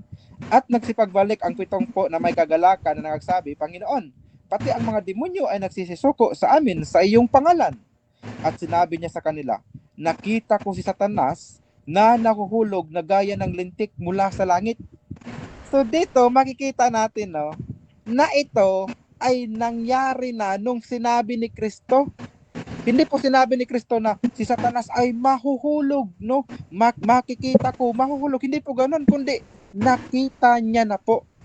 'Di ba? So ibig sabihin, doon din mismo nangyari na 'yon, 'di ba? So dito, nahulog si Satanas gaya ng lintik mula sa langit. So ano ang dahilan bakit nahulog si Satanas? Kasi si Arkanghel Miguel sa 12:7 nakipagbaka doon. Kasi Satanas pala, nung nalaman niya ng anak ng Diyos ay nandito sa lupa, sumulong siya sa langit, no? So, sinugod niya ang langit, nakipagbaka siya doon. Sino ang nakipagbaka sa kanya doon? Ang anak ng Diyos din ba? Si Kristo din ba? Hindi. Kundi yung mga anghel na pinamumunuan ni Arkanghel Miguel. Revelation 12:7. So, si Kristo nung time na iyan, maliwanag sa Lucas 10, nasa lupa po siya, no? Noong panahon na si Satanas ay inihagis mula sa langit, nakita ito ni Kristo, nahuhulog, no? Nahulog si Satanas mula sa langit. So si Kristo nasa lupa. Yung nakipagbaka doon sa langit, hindi siya yun kasi nandito siya sa lupa. Illogical naman pagkasabihin mong siya din yun. 'Di ba? Kasi nandito nga siya eh. So yan yung hindi nakita ni Dinmar. 'Di ba? Matagal na pong nangyari yung nasa Revelation 12. Nakita nga po ni Kristo eh. At hindi po si Kristo ang nakipagbaka doon kundi si Miguel kasi si Kristo ay nasa lupa lamang. Kaya si Miguel at saka si Kristo hindi po pareho. Magkaiba po sila. Ito tingnan nyo ha. John 18:36. Ano ba sinasabi ni Kristo? Meron ba siyang mga alagad na nandun sa langit habang siya ay nasa lupa? No? Meron ba mga alagad na pwedeng makipagbaka doon kung sakaling may Satanas susugod doon? No? Para patunayan natin na ganun nga yung senaryo. John 18:36, ganito ang ating mababasa. Sabi dito, sumagot si Jesus, ang kaharian ko ay hindi sa sanglibutang ito. Kung ang kaharian ko ay sa sanglibutang ito, ang aking mga alipin nga ay makikipagbaka upang ako'y huwag maibigay sa mga Hudiyo, ngunit ngayon ang aking kaharian ay hindi irito. So dito, sinabi ni Kristo na mayroon pala siyang alipin na handang makipagbaka, na ang mga alipin niyang iyong wala sa kaharian ito, kundi nandoon na iwan sa langit. Kaya nga sabi, nung sumugod doon si Satanas, nakigbaka si Miguel Arkanghel, Revelation 12:7-9. Nung nakipagbaka si Miguel Arkanghel laban kay Diablo, hindi na naig yung Diablo, no? Kundi ito ay inihulog sa lupa. So nakita ni Kristo, nung si Kristo ay nasa lupa, so si Miguel naman Arkanghel nandun sa langit, nakipagbaka kay Satanas, natalo si Satanas, nakita ni Kristo yun, na si Satanas nahulog mula sa langit, di ba? So nasa magkaibang lugar si Kristo at saka si Miguel Arkanghel. Kaya hindi po siya rin yun. At ito pa, no, yung hindi talaga niya, ito pong kausap ni Daniel po dito, no, sa Gis, ay lang, po yun? 2 minutes po. Okay. So, okay po. So, dito po sa Daniel, no, ito, sa Disais. At narito, isang gaya ng kahawig ng mga anak ng mga tao ay humipo ng aking mga labi na magkagayo, binuka ko ang aking bibig at ako'y nagsalita at nagsabi sa kanya, na tumayo sa harap ko, O Panginoon ko, dahil sa pangitain ay nagbalik sa akin ang aking mga kapanglawan at hindi natili sa akin ang lakas. So, ito pong kausap ni Daniel, no, hindi po si Miguel Arkanghel. Di ba? Iba po ang kanyang kausap. Yun ang kanyang pong kausap, yun pong sinasabi niya na na ang kanya pong katawan ay kumikinang. Iba po 'yan, no? Siya po ay nag-iisa lamang sa ganya pong sa ganyang katayuan po. 'Di ba sabi? At narito isang gaya ng kahawig ng mga anak ng tao. So ang mga anghel po, hindi po sila ano po, hindi po sila kalarawan ng Diyos. Kaya hindi po sila kahawig ng tao. Dahil hindi po sila nilikha ayon sa larawan ng Diyos. Iba po yung hitsura nila. May mga pakpaka po sila, di ba? Yung mga anghel. So ito po, ang kausap ni Daniel, yun pong kahawig sa tao. Sino ba yun? Yun po yung anak, no? Dahil Colossus 1:15, ang anak, no? Ang ano po, ang larawan ng Diyos na di nakikita. Hindi po si Miguel yan. Di ba? Hindi po si Miguel yan, no? Kasi si Miguel, isa pong anghel na isa sa mga ano po, sasamba at luluhod kay Jesus. So at saka, ito po yung si time na. Okay, so dako tayo sa second cross ng ating affirmative. Brother Denmar Santiago ng Seventh-day Adventist. 7 minutes, your time start. Okay, una kong tanong, Brother Samuel. Okay. Ang una kong tanong, ipinagdidiinan mo pa rin ba at pinaninindiganan mo pa rin ba yung sagot mo kanina na yung anghel o yung salitang agelos na nangangahulugang sugo ay hindi lamang tumutukoy sa kalagayan kundi maging sa tungkulin? Yes or no? Yes po, dahil yan po yung stand ko po. At saka yun pong mga anghel na sinasabi dyan, lahat po sila ay luluhod po sila kay Kristo. Kaya hindi po kasama si Kristo sa sinabihan ng anghel kahit na siya ay sinugo. Dahil hindi naman lahat ng sinugo ay mga anghel. Luke 11:49, I shall send you prophets and apostles. So yun, mga sinugo yun, pero Okay. hindi yun mga anghel po. Next question. Sabi dito, ni Webster's New Dictionary, page 82, anghel mula sa Latin na angelos, Griego na agelos, utusan, isang sugo ng Diyos, isang ministro, pastor ng iglesia. Tanong, si Kristo ba sugo, pastor, at ministro ng iglesia? Yes po, paniniwala po namin yan, pero hindi nga po ano sa kanya, no? Yun pong salitang agilos, hindi po yan ginamit sa kanya kahit yung meaning niyan may kapareho katulad ni San Pablo. Si San Pablo, siya din ay sinugo, no? Siya din ay ministro sa iglesia, pero hindi yun nangangahulugan na kapantay na siya ni Kristo. 'Di ba? Kasi si Kristo, siya yung higit sa lahat. Hindi siya kapantay doon sa ilang Okay, next question. Ano yung sabi dito, ang kahulugan ng Miguel, who is like God, di ba? H4317. Who is like God? Tanong, sino ba yung who is like God? Ang sagot ko po, ang gaya po ng ano, ayun pong mga tao po, no? Sila po ay like God dahil si Kristo po, siya po ay God mismo, hindi siya like lang, kundi God po siya. Pagka sinabi pong like God lang, may kahalintulad lang siya, pero hindi po siya yun. Si Jesus ba ay like God? Who is like God? Si Jesus ba ay like God? Yes or no? Si Kristo po ay God mismo, hindi po gaya lang. Kasi halimbawa, pagka sinabi mong like God o gaya lang, parang ito, sabi sa Revelation, ang Panginoon ay darating gaya ng magnanakaw, like a thief. So magkaiba po ibig sabihin nun, yung like a thief, so hindi po siya thief mismo. Kasi sinabing like God, so pagka sinabi mong gano'n, hindi siya God mismo. Okay, so sa madaling salita, si Jesus ay hindi kawangis ng Diyos. Kasi sa Tagalog nito, sinong katulad, sinong kawangis, ayun, tama, sinong kawangis, sinong katulad ng Diyos.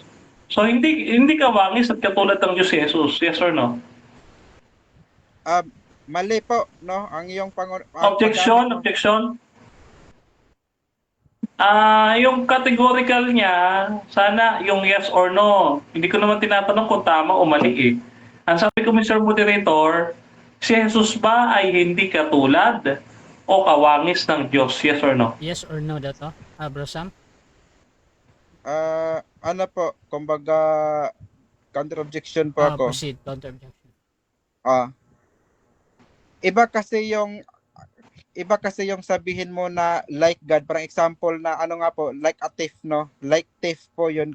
Depende po kasi yan kung paano mo gagamitin sa sentence. Okay. Magkaiba kasi yung paggagamit doon sa who is like God sa binabanggit mo ngayon na siya ay ano po. Okay, so ganito bro Sam, kung hindi ka makapili sa yes or no, you can use your 10 seconds.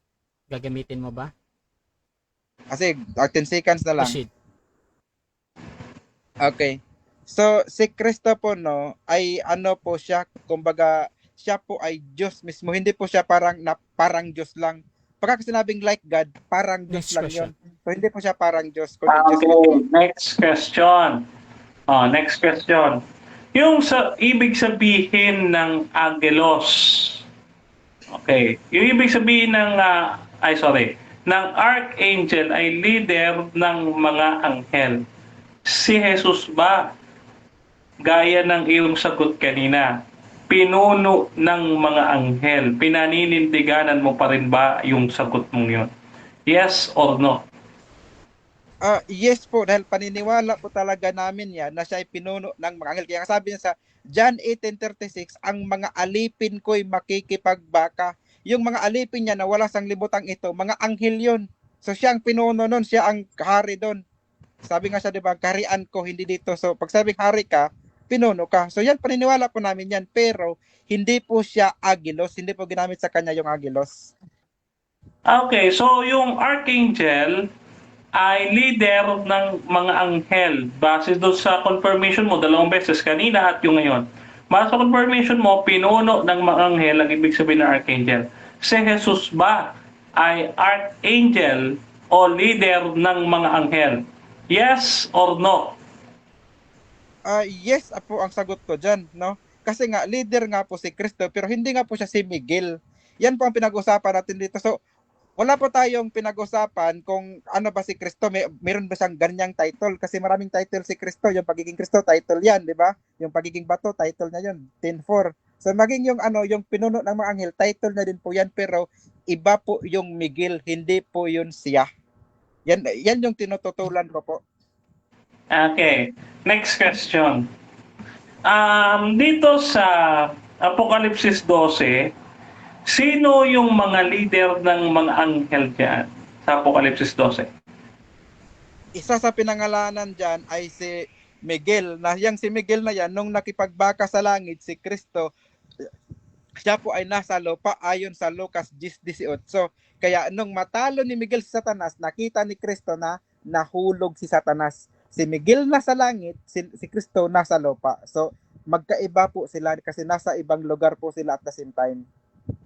Kung si Kristo ay nasa lupa nung nagaganap ang Apokalipsis 12, sino yung batang ipinanganak ng babae dito na aatangan ng pamamahala at tatawaging prinsipe dito sa Apokalipsis 12:5 na maghahari sa lahat ng mga bansa?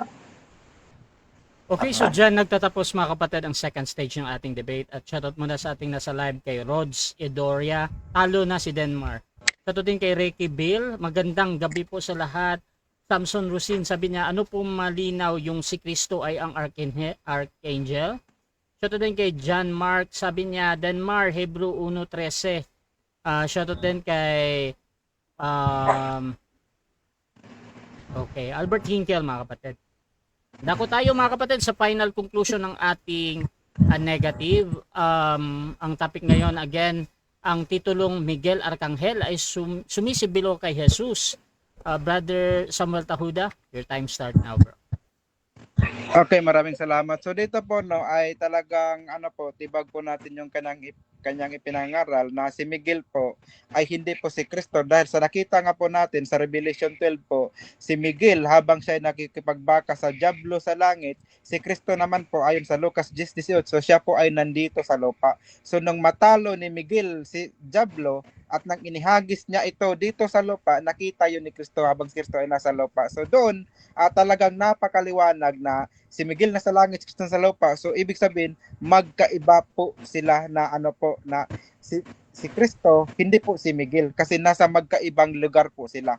At saka ang dapat po nating makita nasa 10:13, si Miguel sa kanyang pagiging ano po, sabi pinunong prinsipe ay hindi po siya nag-iisa sa kalagayang iyon kundi marami pong iba na kapareho niya. Kaya nga sabi 'di ba, isa sa mga. So hindi po siya nag-iisa, samantalang ang ating Panginoong Kristo hindi po ginamit sa kanya yung agilos, no. Bagamat si Kristo ay mensahero o pinadala ng Diyos, no, iba naman po yung mga binabanggit na agilos, kasi yung mga agilos po ang sabi Hebreo 13:14, pagpatuloy mo yan, sila po ay sasamba po sila doon po kay Kristo, no. Hebrews 1:6, walang anghel, no, na sinabihan na anak kita. Ang sinabihan lamang si Kristo lamang, sapagkat hindi nga po siya anghel. At ang lahat ng mga anghel ay paluluhurin sa kanya. So kung si Miguel ay isang uri ng anghel, so maging siya ay luluhod sa pangalang Jesus, no? Hebrews 1:6, Pilipos 2:10. Kaya diyan po natin, no, makikita ang kaibahan ni Kristo, kasi si Kristo wala pong katulad niya, dahil siya po ay nag-iisa, no, isa bugtong, only begotten Son of God. So yun pong Miguel na maraming kapariha ay hindi po yun akma kay Kristo, kasi si Kristo wala po siyang kapariha. Si Kristo po kumikinang na nung makita ni Daniel ay parang hugis tao din daw. Si Miguel naman po ay hindi po siya hugis tao, kundi katulad ng ibang mga anghel na mayroon po silang mga pakpak at mayroon po silang iba pang mga bahagi, kumbaga, na hindi naman po kawangis ng tao. Ang tanging kawangis ng tao, no, yun pong anak, dahil yun pong anak ang kinuhanan, no, ng wangis, no, sa atin, nakapareho din naman ng Diyos Ama. Yung mga anghel po, wala ka pong mababasa na sila ay kawangis ng Diyos. Kaya dito, napatunayan po natin, si Miguel ay hindi si Kristo at si Kristo ay hindi po si Miguel. Dahil yun na nga po, no, ang atin pong Panginoong Hesukristo, meron po siyang kaharian na nandoon sa langit, no, John 18:36. Yung mga alipin niya na doon, isa po doon si Arkanghel Miguel na handang makipagbaka sa anumang laban. Kaya nga nung si Satanas, nung nalaman niya ang anak ng Diyos ay nandito sa lupa, nung sumugod siya sa langit, nandoon si Arkanghel Miguel nakipagbaka sa kanya. Dahil sabi ni Kristo, ang kaharian ko'y hindi sa sanglibutang ito. Nandoon pala sa langit at doon naiwan ang kanyang mga magigiting na mga makikipagbaka laban sa kung sino mang susugod po doon. So yun po, maliwanag, pagka titingnan mo lang po ng buo, talagang hindi po si Kristo, hindi po siya si Miguel Arkanghel. Salamat po. Meron pang time rush siya. Ay, mahaba pa pala. Okay, so ayan po, no, ang atin pong Panginoong Hesukristo, no, ayon sa kumbaga ipinahayag ng mga apostol na siya po yung nagtuturo sa mga propeta. Yun pong si Miguel Arkanghel, hindi po siya tagapagturo sa mga propeta, kundi siya po ay isang magiting na mandirigma, 'di ba? So magiting na mandirigma po siya, hindi po siya yung kumbaga hindi po siya nagbibigay ng mga mensahe sa mga propeta, kundi pakikipagdigma po ang kanyang layunin. Samantalang ang ating Panginoong Hesukristo, no, 1 Peter 1:10-11, siya ay nagpakita sa mga nung una, sa mga propeta nung una, isa na doon si Daniel, para magpahayag sa mga bagay na darating, 'di ba? At ang isa sa ipinahayag niya yung patungkol kay Miguel Arkanghel. So sana po naging maliwanag po yan sa inyo na maging sa pagbabalik ng ating Panginoong Hesukristo, no, ang magkakaroon po or ang panggagalingan po ng tinig ay hindi po si Kristo kundi yun pong mga anghel, no. Mateo 24:30-31 ang magpapatunog, no, yun pong mga anghel, isa na po doon si Miguel. So hindi po si Kristo. Okay, so dyan nagtatapos ang final conclusion ng ating negative. Dako naman tayo sa final conclusion ng ating affirmative sa kanyang pinatutunayan na ang titulong Miguel Arkanghel ay sumisimbolo kay Jesus. Brother Denmar ng SDA, your time start now. Okay, isa po mapagpalang gabi po sa inyo lahat, mga kapatid, no? Mula po umpisa hanggang dulo talaga, umamin talaga si Samuel. Ang kasamaan, sabi niya, si Jesus daw ay Arkanghel. Tapos, unboxing. Ngayon, mga kapatid, no? maliwanag po talaga na strawman fallacy ang ginagawa ni Samuel. Bakit to strawman fallacy? Kasi isipin nyo, nalilito na siya. May dalawa palang anghel. Anghel sa kalagayan, anghel sa tungkulin. Ang gusto niya, paluhurin niya yung archangel kay Jesus. Samantalang si Jesus nga archangel, so lulod si Jesus sa sarili niya. Ay, nako. Ngayon, eto, hindi ho isang anghel na tagapaglingkod na espiritu na nasa Hebreo 1, yung archangel. Kasi nga po, titulo po yun. Hindi po yun tumutukoy sa kalagayan. Kaya strawman fallacy. Number 2 fallacy. No? Fallacy of equivocation. Bakit? Kasi, mantakin ninyo, pati si Apostol Pablo, dinamay niya. Dahil daw sugo. Ang dami niyang dinamay dito na hindi na magkasali. No? Mga propeta, o sino-sino pa yung mga pangalan ng mga anghel na nasa apokryphal ng Romano Katoliko na mahilig magdagdag ng libro sa Biblia.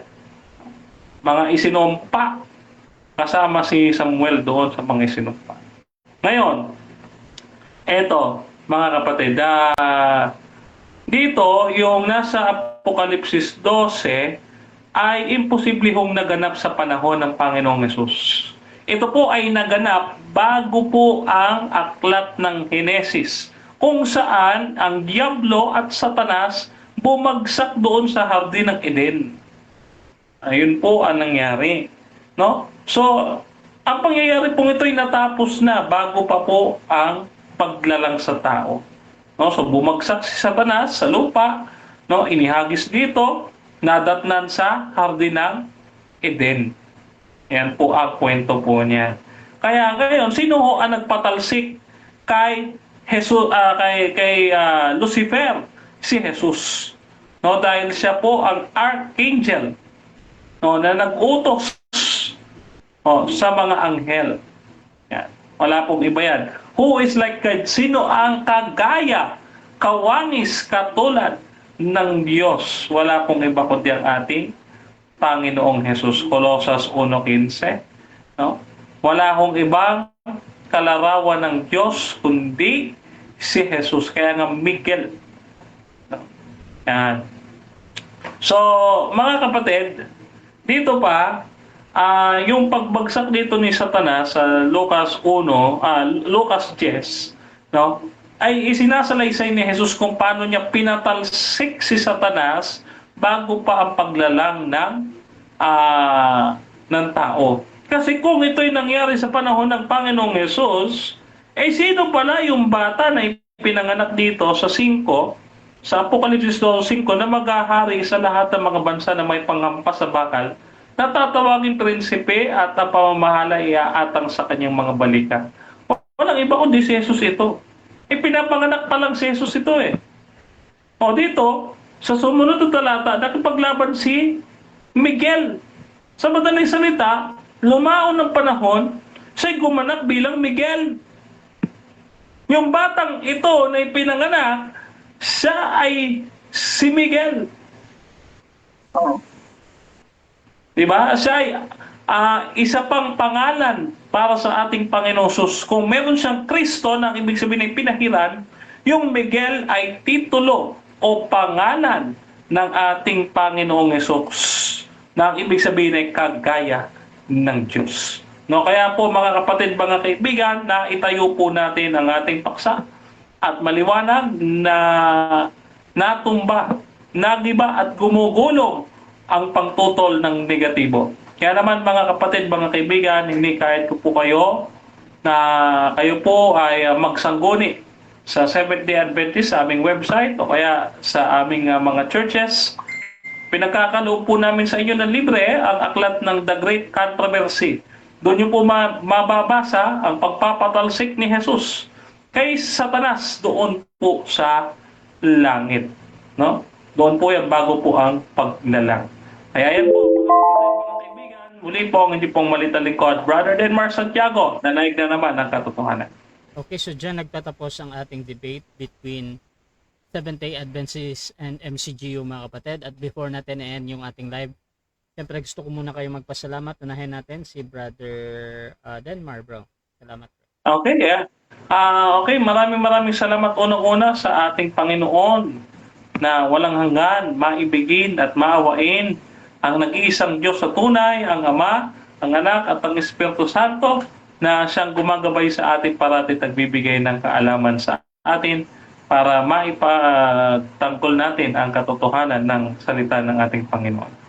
At gayon din ay maraming salamat kay Brother Rasha, ang ating live streamer, recorder, at moderator. Pambansang moderator po yan at SDA manager, non-SDA manager namin, si Brother Rasha Vista. No? At maraming salamat din kay Brother Samuel na nag-try, trying hard na ating kaibigan, Brother Samuel. No? Ayan. So I miss you kasi una naming debate, mga kapatid, ay nung ako ay Roman Catholic. Ayan. So, ikalawa na ngayon at sana'y masundan pa. No? So, yun. Maraming salamat po sa mga sumusuporta sa akin at mga basher natin. Diyan po sa Facebook at YouTube. No? Masaya po ako yung kahit yung mga basher natin din ay mga Adventist din. No? So, kayo po ay aking iniiwanan sa mapagpalang kamay ng ating Panginoon. Panalangin niyo po ang inyong pumalit na lingkod na mag-improve po sa ating ministry ng Panginoon. Kayo ay manghawak sa misteryo ng ating pananampalataya. Si Jesus ay muling nabuhay. Si Jesus ay namatay. Si Jesus ay muling nabuhay. At si Jesus ay muling babalik sa wakas ng panahon. Kaya kapatid at kaibigan, maganda ka na dahil si Jesus ay malapit na dumating. Pagpalain po kayo lahat ng ating Panginoon. At muli, may nabasa po ko post ngayon lang, no? God bless kay Brother Prince Asube mula sa Roman Catholic, pabalik na siya sa Adventist, mga kapatid. So ayun po, God bless sa inyo lahat, mga kaibigan. Okay, at syempre yung ating Bro Sam, salamat. Okay, maraming salamat po no, sa biglang paghamon ng debate. Kaya naman po, bilang lingkod ng Panginoon ay handa po tayo palagi no, sa pagsagot no, sa kung sino man pong tototol or question sa ating pinaniwalaan. At ako po'y nagpapasalamat na sa Diyos sa pagbibigay niya sa atin ng kaalaman, no? Para may pamahagi din natin naman sa mga tao yung katotohanan ng kanyang salita. Kaya salamat po sa lahat ng mga nanood po dyan sa live, no? Sa mga gusto pang makaalam, kung meron kayong gusto mga konfirmasyon or mga gusto makipagtalakayan sa akin, pwede niyo pa akong i-PM or si Rasya, no? Para magkaroon tayo ng mga discussion din naman dyan sa iba na tumututol or sa iba na gusto pang maliwanagan. Meron din po tayong YouTube. Doon po natin nilalagay ang ating mga records sa ating debate. Ang pangalan po ay Samuel Tahoda, yung pangalan ko po mismo. So search nyo lamang po sa YouTube at doon po lalabas lahat ng mga record po ng debate natin. At doon nyo po malalaman yung iba pang mga bagay na sinasampalatayanan po ng MCGO. So maging ang debate na ito, i-upload po natin doon. Kaya salamat po sa inyong panonood, sa ating butihing moderator, no, Rasha Vista. Salamat po pagka may biglaan talaga na walang kalaban, ako tinatawag mo, di ba? Matit. Sige bro, salamat. Okay, so Rasha TV gusto din magpasalamat sa lahat ng sumusuporta at laging naniniwala pa din sa ating pagmamoderate. Kung gusto niyo sumali sa ganitong gawain, pwede kayo mag-PM sa akin or maghamon man sa dalawang ito kay Brother Denmar. Lagi-lagi ako yung nag-arrange ng mga debate ni Brother Denmar. Tsaka kay Samuel na lagi ding ina-accept yung mga hamon, mga kapatid, na galing sa kapag merong nag-PPM sa akin. So maraming pwede nyo akong gamitin, mga kapatid, as a mediator sa inyong pag-usap. Basta sumasang-ayon na kayo sa lahat ng patakaran dito sa Rasha TV. At please subscribe yung ating YouTube channel, Rasha Debates. Doon ko nilalagay ang mga debate natin. Napaka-fresh pa na YouTube channel. Pero suportahan nyo kung gusto nyong balik-balikan ang mga debates dito. At yung dalawang ito din, meron silang mga YouTube channel. Bisitahin nyo na lang. At sa aking Facebook din, Rasha Vista, mga kapatid, pwede kayong mag-follow dyan para tuloy-tuloy yung inyong pakikinig sa mga debate araw-araw, mga kapatid. So maraming salamat. This is Admin Rasha ng Rasha TV. And we're out. Walking through the valley low, feeling your light around me glow. In the darkness, you're my guide. In your love, I will abide. Hallelujah to the King.